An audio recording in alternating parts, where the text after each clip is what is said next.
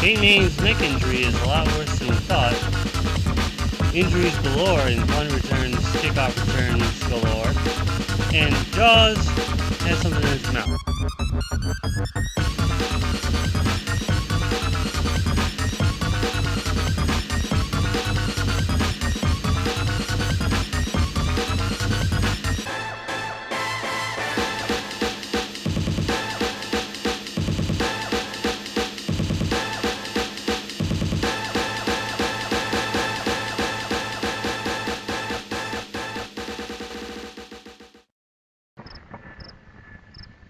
After week 1, we have 16 winners, 16 losers. But one of the big stories over the weekend has got to be the neck injury on Peyton Manning, which apparently is a lot worse than we all thought. Well, apparently he had another neck surgery, the third in 19 months. And instead of him being out for 1 week, one regular season game, he's out 2 to 3 months. And that's going to put a damper on the Colts season, as much of a damper that I'm willing to, remove them from the wild card spot. I hate to do that, and replace it with Pittsburgh. So now you know how it's going to go for the rest of the season. If Kerry Collins can't get himself together, season's over with. Now, kick returns galore. There were a handful over the weekend, especially, I don't know, you first have Randall Cobb going 108 yards, having his neck spun around in order to rebound and go all the way against the Saints. You have Ted Ginn Jr., who returns 2, a kickoff and a punt return for a touchdown. There's another one, but you get the idea. Apparently, the 35-yard line just means, okay, if I get past the 25-yard line, I'm gone. I'm gone. And one of those kickoffs, Percy Harvin, also indicated an injury. First play, the kickoff, the opening kickoff of the game, and Nate Kading of the San Diego Chargers goes down with an ACL injury. And now you know why he's out for the season. How easy is it to rupture your Achilles tendon?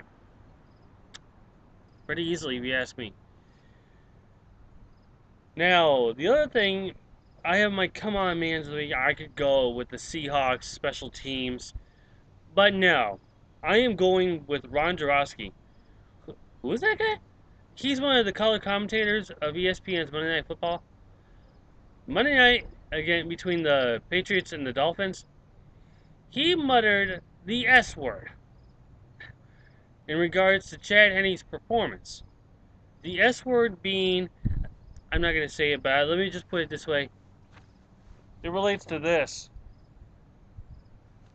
I could explain what it is, but I've already spent enough venom across YouTube, so no thanks. Alright, not a lot I got to talk about, but you know what? We have our predictions for week 2. By the way, correction. One of those primetime pickers from last week, it's actually in week 3, not week 2. And it's actually an afternoon game.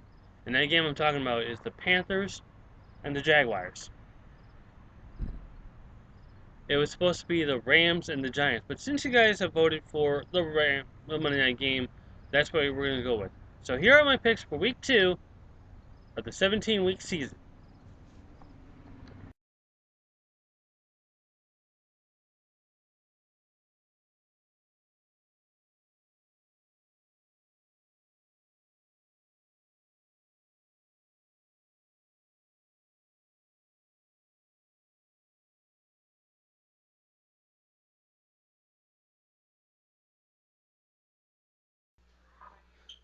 Week 1, I gone 3-2, which means my record is, 3-2. Chiefs and the Giants falter in week 1 of my picks. Lions, surprisingly enough, dominated, and so did the Ravens. Packers, no problem.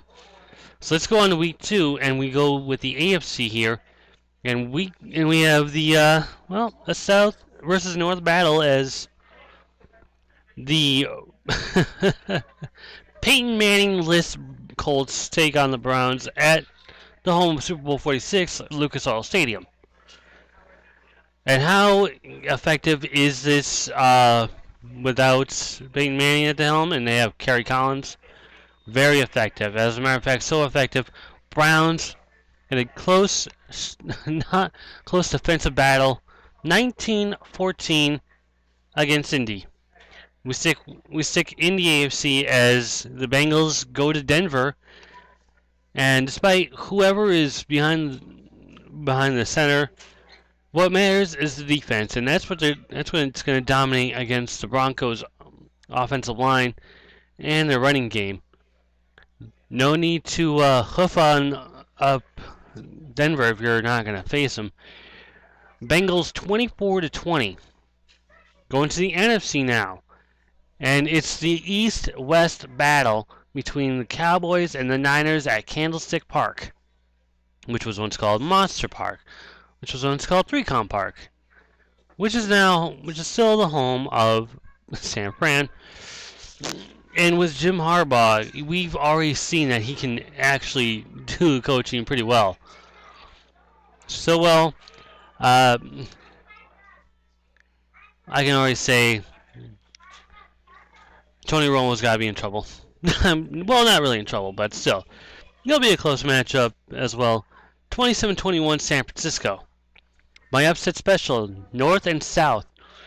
As the Bears go down to the Superdome to take on the Saints. And Jay Cutler, already proven that he does belong in the NFL, will show the Southerners how to play the West Coast offense. And Drew Brees, well, he already showed his king. Well, he didn't really show any kinks, but this is going to be tightly close. 30-28, the final score. My primetime special, and this is going to be my makeup because I'll have my mistake next week as one of my regulars. So here are my picks once again. However, we have the Browns. I'm also going to put Bengals. Down that this is MetLife Stadium, home of the Jets and the Giants.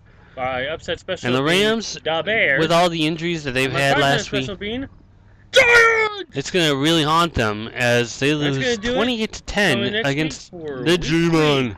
And don't forget that in a couple weeks, catch me as I'm live in Canton, Ohio at the Pro Football Hall of Fame. So this is Pete the Rock 2002, signing off. And here are the primetime picks for week 3.